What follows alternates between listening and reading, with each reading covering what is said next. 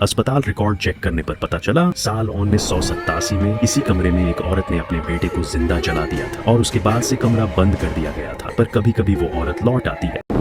साल 2017 दिल्ली का एक पुराना सरकारी अस्पताल, रात के करीब 2 बजे थे। नर्स अनु अपनी ड्यूटी कर रही थी।